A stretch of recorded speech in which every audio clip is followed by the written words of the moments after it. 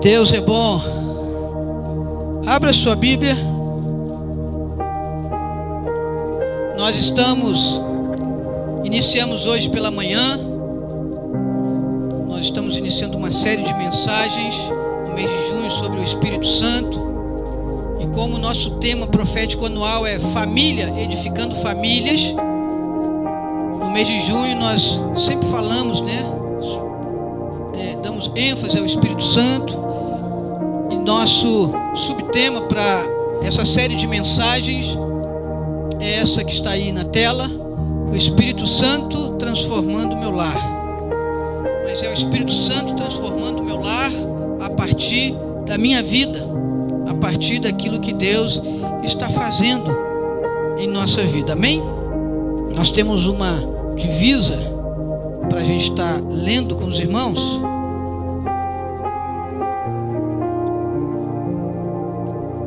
Atos dos Apóstolos,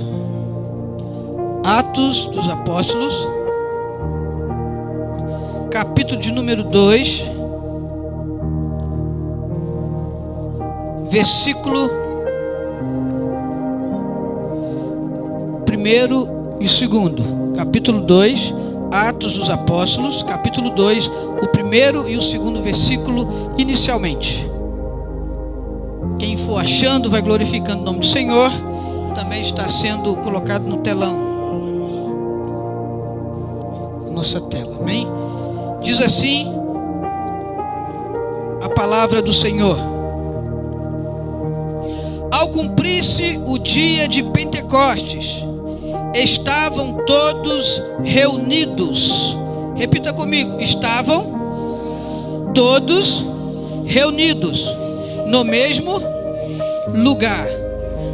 E de repente veio do céu um som como de um vento impetuoso e encheu toda a casa onde estavam. Repita comigo: e encheu toda a casa onde estavam. Amém. Soberano Deus, eterno Pai, queremos te agradecer por esse momento tão importante da ministração da tua palavra. Ó Deus, que nenhuma fragilidade humana possa impedir o Senhor de falar com o teu povo, com a tua igreja, aqueles que estão presentes, aqueles que estão acompanhando a transmissão online. Que o Senhor possa falar ao nosso coração, que o Senhor possa nos edificar, que o Senhor possa abençoar todos aqueles que estão ao alcance, ó Deus, irão receber esta palavra. Que seja o teu Espírito a falar ao nosso coração, Pai. Em nome de Jesus, repreendemos tudo aquilo que não provém do Senhor e declaramos que neste lugar reina a tua glória, em nome de Jesus. Amém. Poder sentar. Glória a Deus. Esse é o texto base para a proposta do mês de junho. E todos nós, os pastores, esse mês, só os pastores da casa que vão estar ministrando a palavra.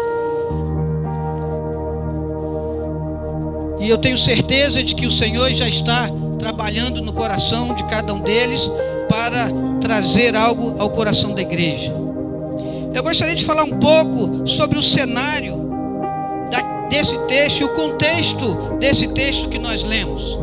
Nós precisamos entender que em Atos dos Apóstolos, no capítulo 1, nós vamos ter, após a ressurreição de Jesus, quando Jesus volta aos seus discípulos, ressurreto, venceu a morte, agora ele estava com os seus discípulos, com os apóstolos, fazendo aquela orientação, e Jesus vai passar 40 dias instruindo, alinhando e trazendo ao coração dos discípulos a cultura do reino de Deus e tudo aquilo que está sendo ministrado para aqueles que formarão a igreja de Cristo. A igreja de Cristo, ela nasce em Atos 2. A igreja de Cristo, ela nasce com o derramado Espírito Santo. Nós sabemos que o cristianismo, ele nasceu no judaísmo. Jesus foi criado em um lar judeu. Então nós estamos diante de um texto do nascimento da igreja cristã. A igreja de Cristo, ela então vai nascer neste momento onde o Espírito Santo está sendo derramado sobre os discípulos, sobre os apóstolos. E eu acho interessante fazer algumas observações em relação ao que nós nos propomos a falar na direção do Espírito Santo. É que o cenário era um cenário de temor, de aflição. Primeiro eles viram o mestre na cruz, morrendo. Agora Jesus ressurgiu, estava com eles, estava preparando para a sua ascensão. E durante esses 40 dias, Jesus vai preparar esses discípulos, vai falar sobre questões importantes deles manterem-se firmes, obedientes a uma ordenança que nós vamos ver no capítulo 1 de Atos, quando Jesus fala para quase 120 pessoas que estavam reunidas, e Jesus vai dizer para que eles não saiam de Jerusalém, pois do alto seriam revestidos. Mas pensa comigo, eles tinham o mestre conduzindo, eles tinham Jesus próximo, eles tinham Jesus e eles viram Jesus fazer milagres, eles viram Jesus fazer maravilhas. Mas agora há muitas dúvidas, há muita tensão diante de tudo aquilo que estava acontecendo. Porque falar só do nascimento da igreja e falar daquilo que acontece no derramar do Espírito Santo só vai nos trazer, obrigado meu querido, só vai nos trazer o entendimento quando nós olhamos para a realidade daqueles que estavam vivendo isso.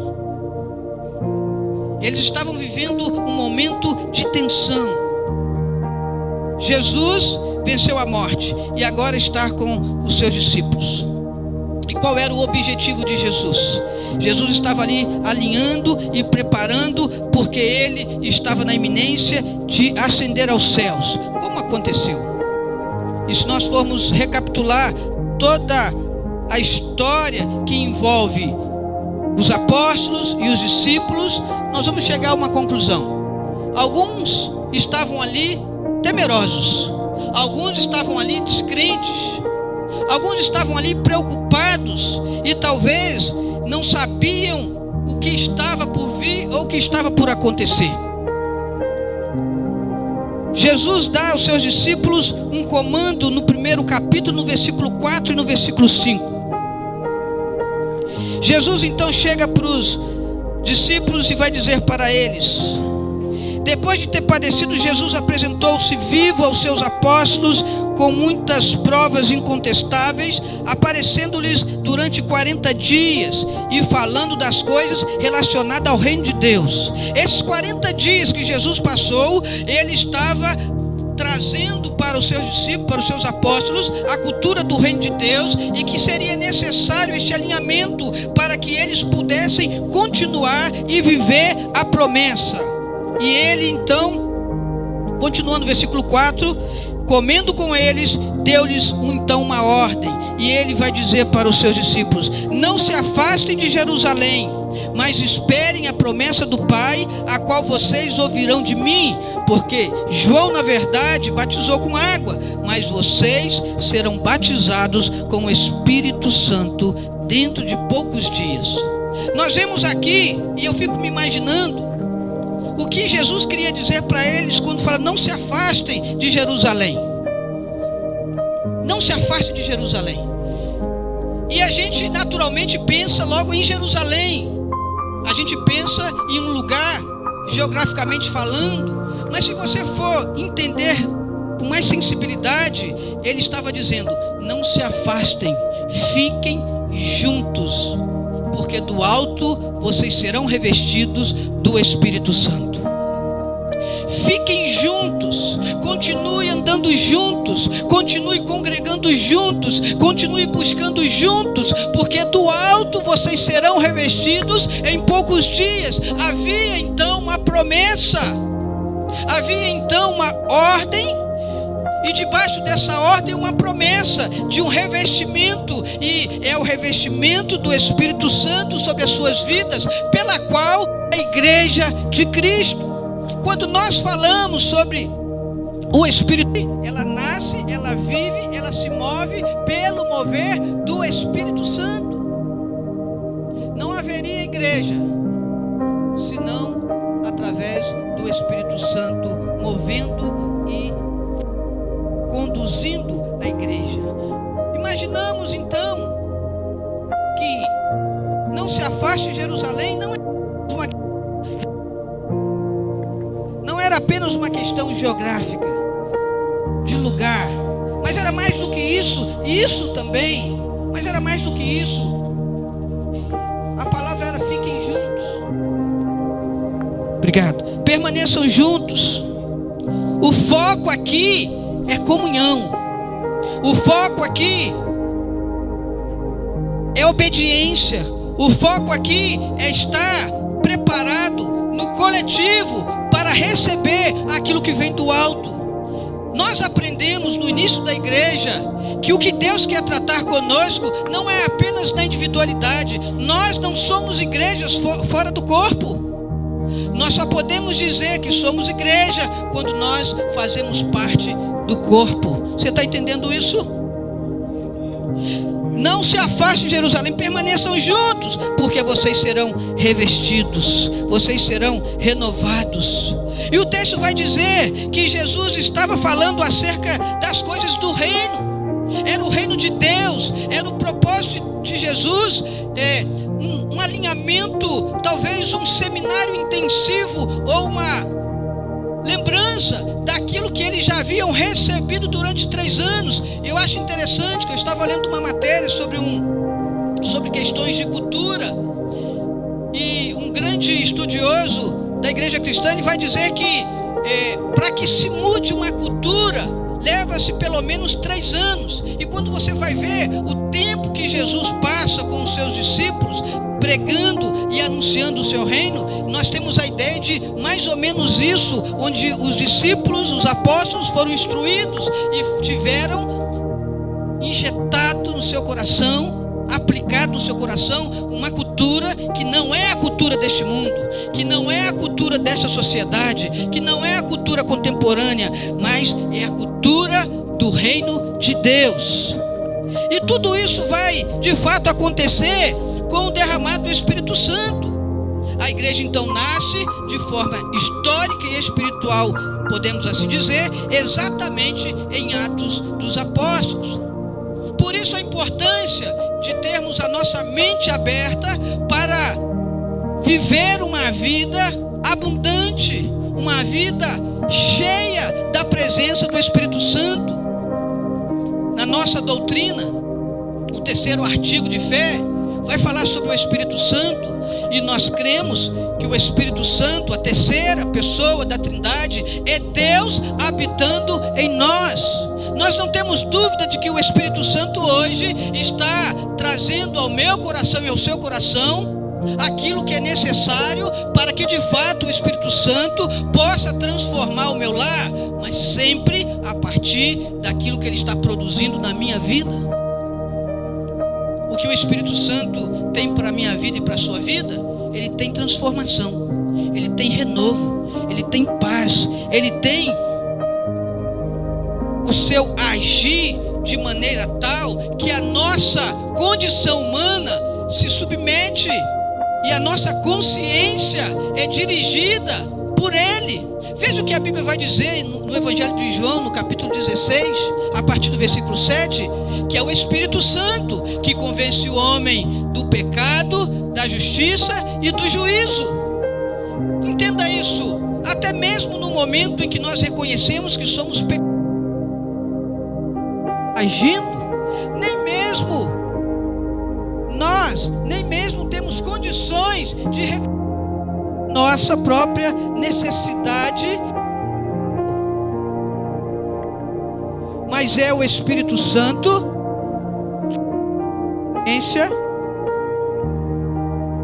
do pecado.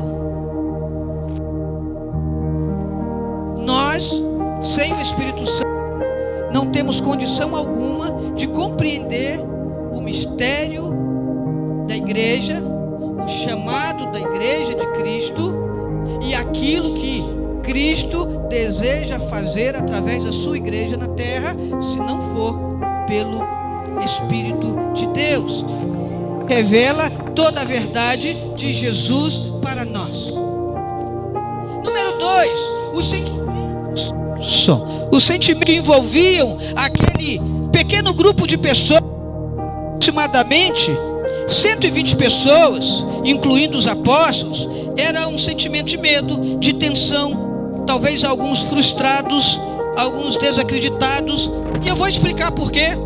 Porque alguns não estavam compreendendo a cultura do reino de Deus. Alguns estavam simplesmente imaginando que Jesus pudesse tomar o poder de Roma e passar novamente aos judeus.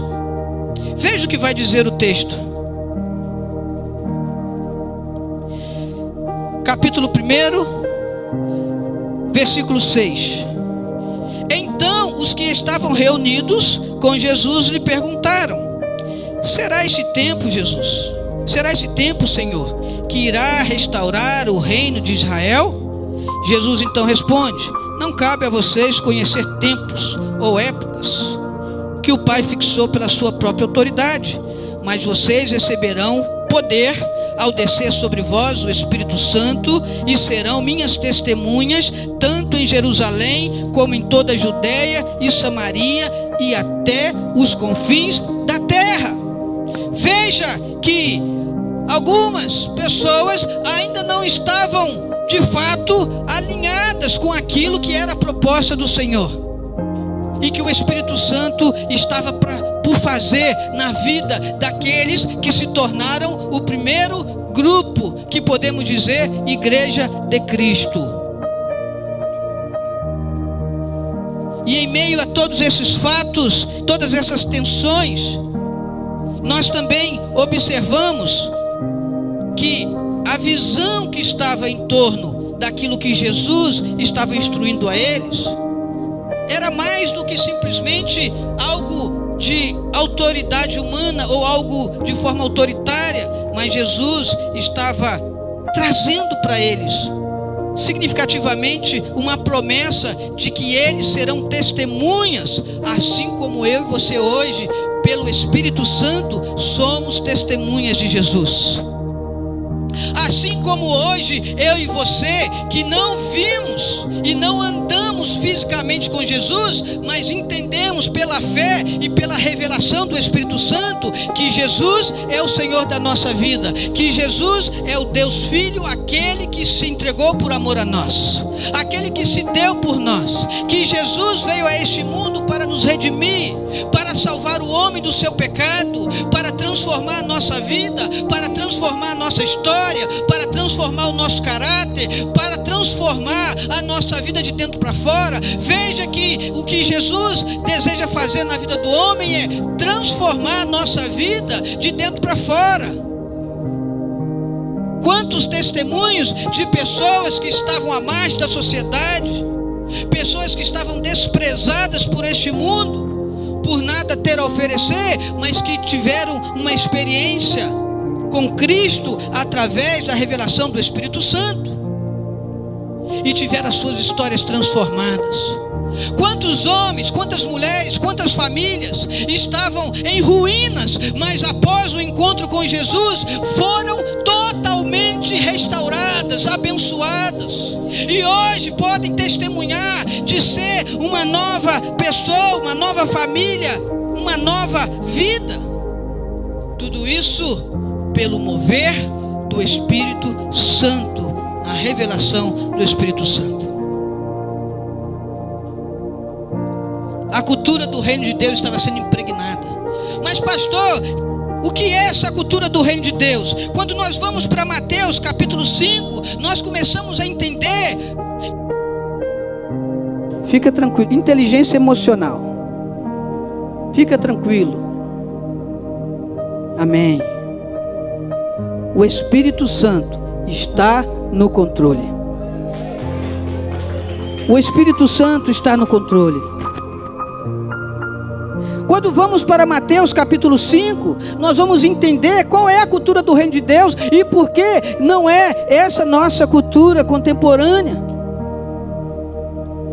Mateus capítulo 5, primeiro versículo.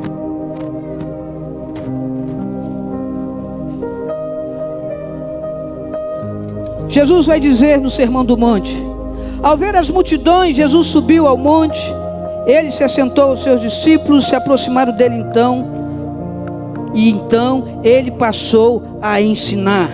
E Jesus vai dizer: bem-aventurado os pobres em espírito, porque deles é o reino dos céus. Bem-aventurados os que choram, porque eles serão consolados. Bem-aventurados os mansos, porque eles herdarão a terra. Bem-aventurados que têm fome e sede de justiça, porque eles serão saciados. Bem-aventurados os misericordiosos, porque alcançarão misericórdia. Bem-aventurados os limpos de coração, porque eles verão a Deus. Bem-aventurados pacificadores, porque serão chamados filhos de Deus. Bem-aventurado aqueles que são perseguidos por causa da justiça, porque deles é o reino de Deus. A cultura do reino de Deus, ela traz uma transformação e nos liberta de uma cultura humana, uma cultura existencial, uma cultura amarrada em parâmetros filosóficos. Não, a cultura do reino de Deus, ela traz algo novo para nós. Talvez em algum momento nós até aprendemos quando criança, talvez de forma involuntária. Os nossos pais nos ensinaram, porque se alguém pisar no seu pé, pisa também no pé dele. Se alguém te ferir, fira também. Se alguém te bater, bata também. Essa é a cultura do homem, mas a cultura do Senhor, ela transforma a nossa perspectiva do que é ser servo do Senhor. Continuando no versículo 13, a cultura do reino de Deus: vocês são o sal da terra. Ora, o sal, se o sal vier a ser ímpido, como lhe restaurar o sabor? Para nada mais presta, senão para ser lançado fora e ser pisado pelos homens. Vocês são a luz do mundo. Não se pode esconder uma cidade situada no alto de um monte. Então Jesus está trazendo uma cultura. É a cultura do reino de Deus. Você é sal, você é luz, porque o Espírito Santo habita em vós, porque Jesus está transformando a sua história.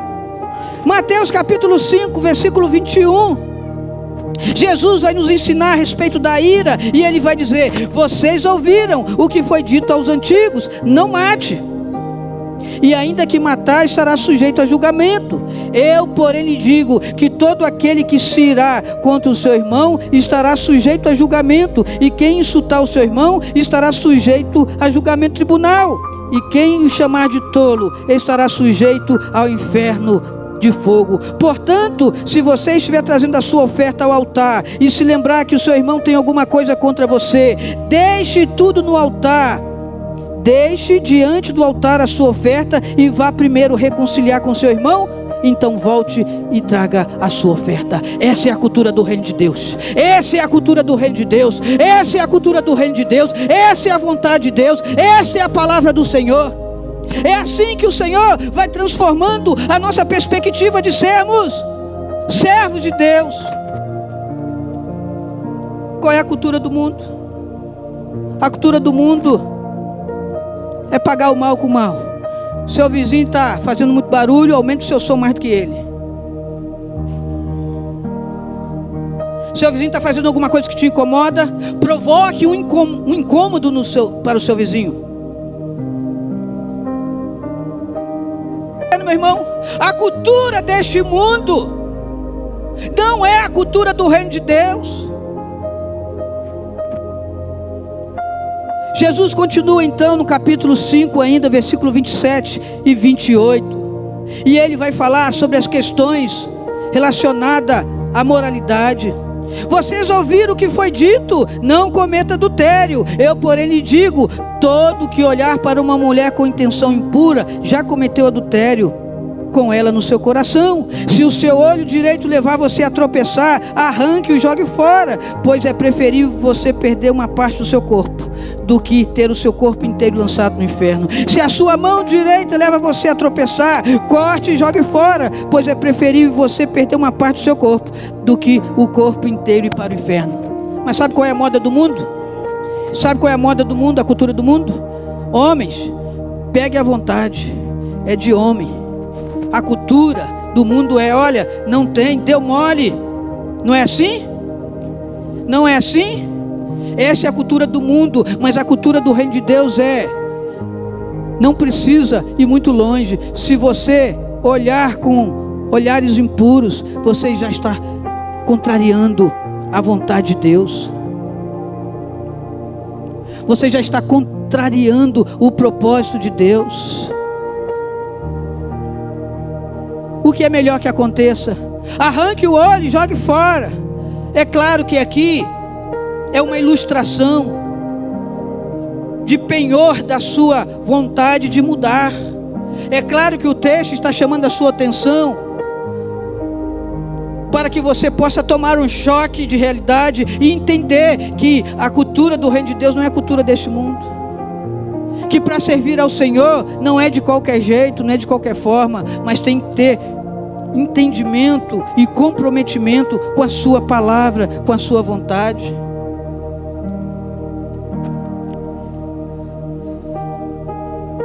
Continuando, Mateus 5:38, a cultura do reino de Deus, versículo 38,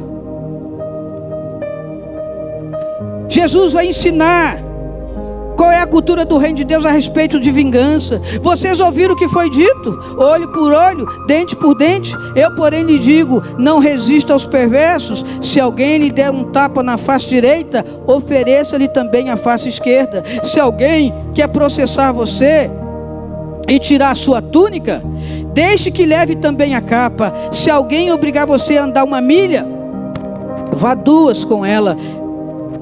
Dê a quem lhe pede, e não volte as costas ao que lhe pedir emprestado.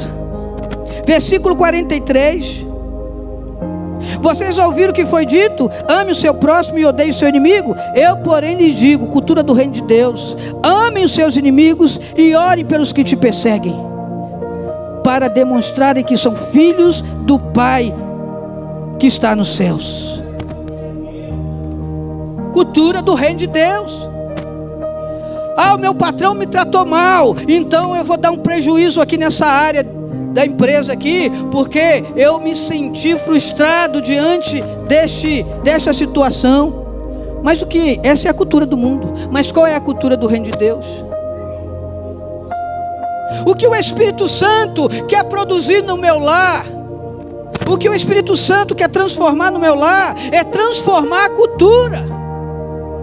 Quando nós estivermos nos nossos momentos de dificuldade com os nossos filhos, com os nossos pais, avós, tios, amigos, irmãos, familiares, que nós possamos ter respostas, não com a cultura deste mundo, mas com aquilo que a palavra de Deus nos ensina. O que o Espírito Santo de Deus quer fazer no meu lar é através da minha vida. Porque às vezes nós olhamos para o outro e entendemos, não, o Espírito Santo tem que transformar a vida dele, a vida dela, o outro. Não, o Espírito Santo quer fazer algo através da sua vida, meu irmão. A mudança começa através da minha vida. É o que o Senhor está querendo falar a nosso respeito, sobre mudança, sobre transformação. Que negócio é esse de vingança? Que negócio é esse de pagar mal com mal? Não, não foi isso que Jesus ensinou. Essa não é a cultura do reino de Deus. Mateus capítulo 6, versículo 19. Eu queria acelerar um pouco para a gente ter um momento do altar. Mateus capítulo 6, versículo 19.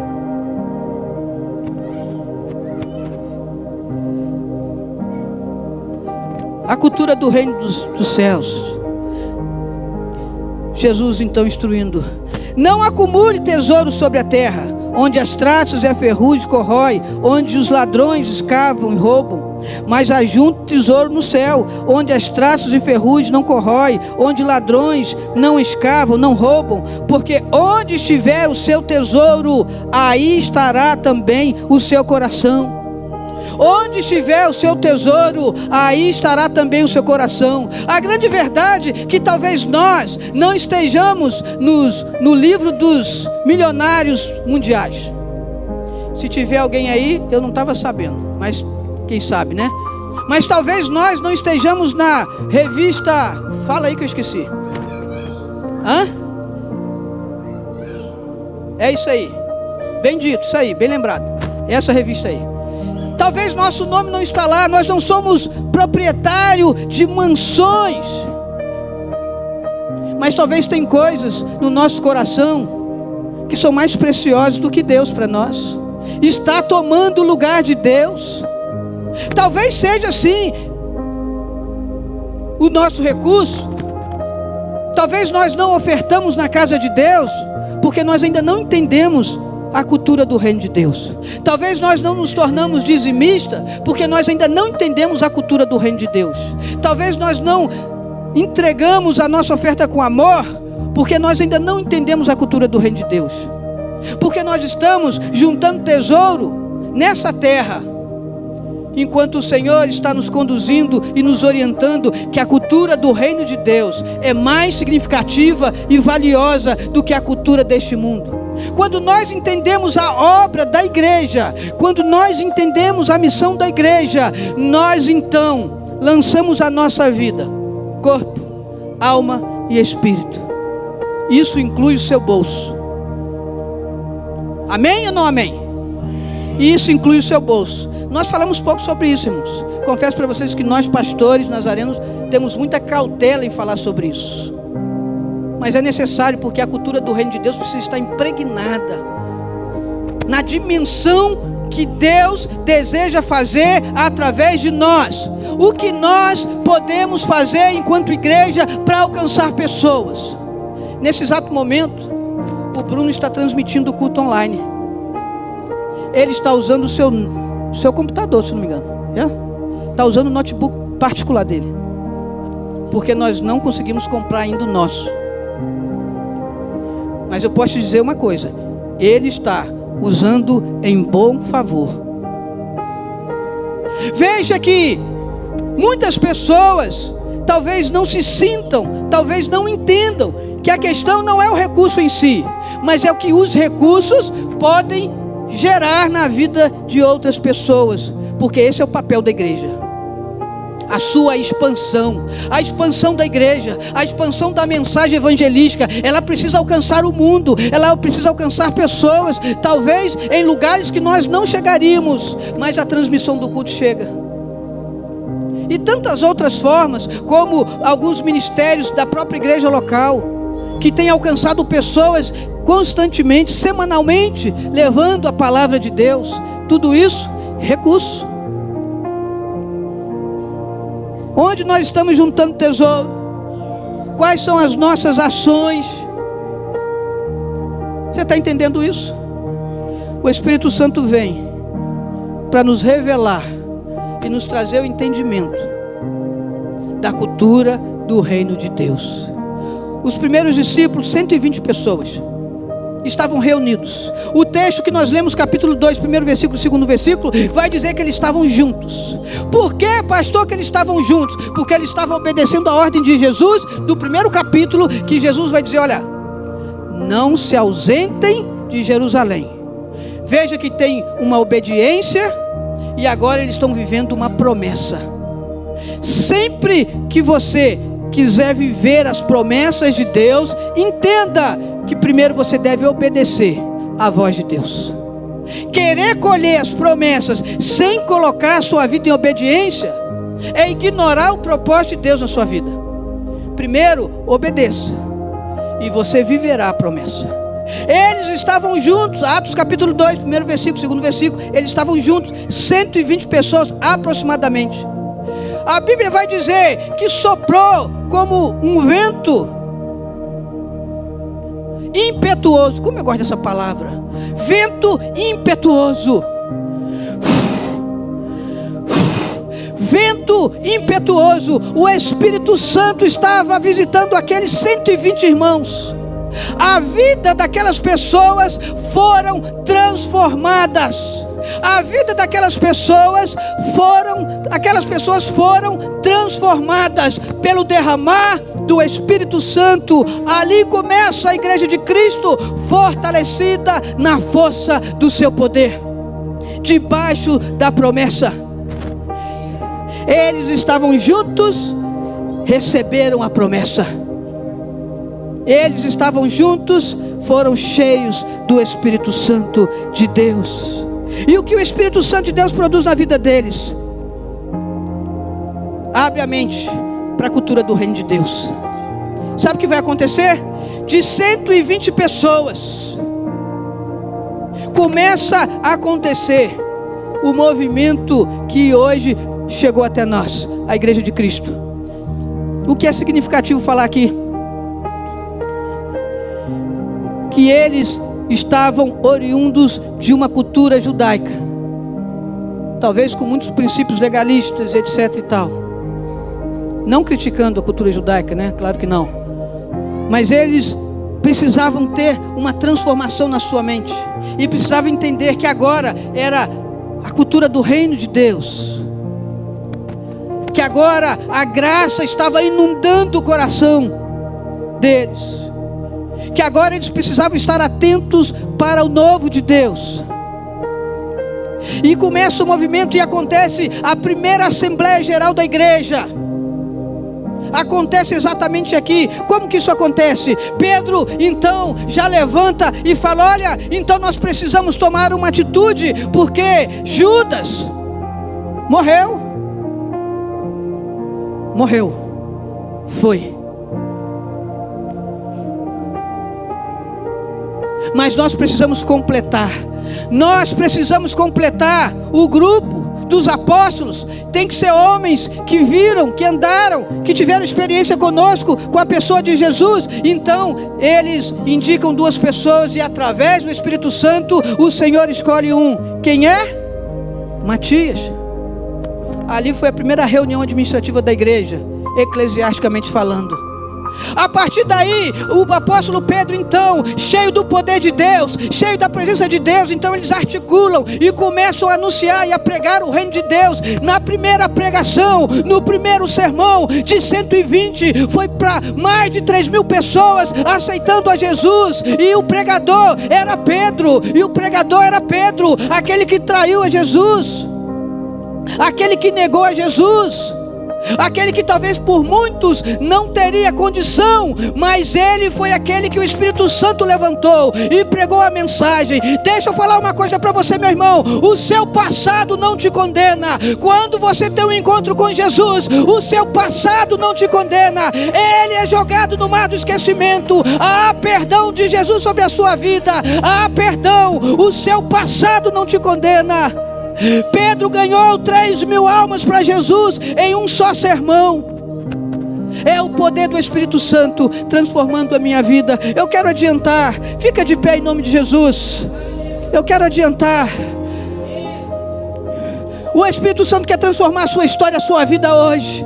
Ele nos convence do pecado, da justiça e do juízo. Eu quero dizer para você que eu quero orar por sua vida, sem muita demora. Eu quero te convidar para que você saia do seu lugar e chegue ao altar do Senhor, para que você possa entregar a sua vida a Jesus e dizer: Senhor, reina na minha vida, Jesus. Transforma o meu lar, transforma a minha vida, transforma a minha vida. Esta noite é noite de salvação. Esta noite é noite de cura. Esta noite é noite de cura na alma. O Senhor está aqui, o Espírito Santo está aqui para fazer aquilo que o homem não faz. Eu quero chamar a sua atenção, meu irmão. Não importa quanto tempo, não importa o que você seja, não importa qual o seu cargo, mas o Espírito Santo quer trazer renovo ao seu coração. O Espírito Santo quer trazer renovo à sua vida. Então, meu irmão, sai do seu lugar, porque o Espírito Santo quer transformar a nossa vida. O Espírito Santo quer transformar a minha vida, para que o meu lar possa ser transformado, para que o meu lar possa ser transformado. O Senhor está salvando, o Senhor está libertando, Ele está fazendo algo no nosso coração em nome de Jesus. Há poder no nome de Jesus. Eu quero pedir os intercessores, os líderes que possam estar, os pastores que possam estar orando no altar. Vem, chegue mais à frente um pouco, chegue mais à frente em nome de Jesus. O Espírito Santo está movendo neste lugar. Eu quero orar em especial esta noite.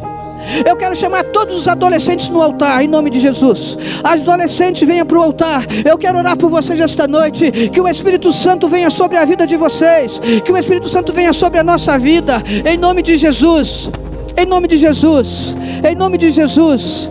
Em nome de Jesus, eu quero chamar a juventude. Sai do seu lugar, jovens, venha para o altar. O Espírito Santo quer transformar a nossa vida. O Espírito Santo quer encher o nosso coração. O Espírito Santo quer fazer uma grande obra na nossa vida. Aleluia. Os intercessores estão impondo as mãos, estão orando.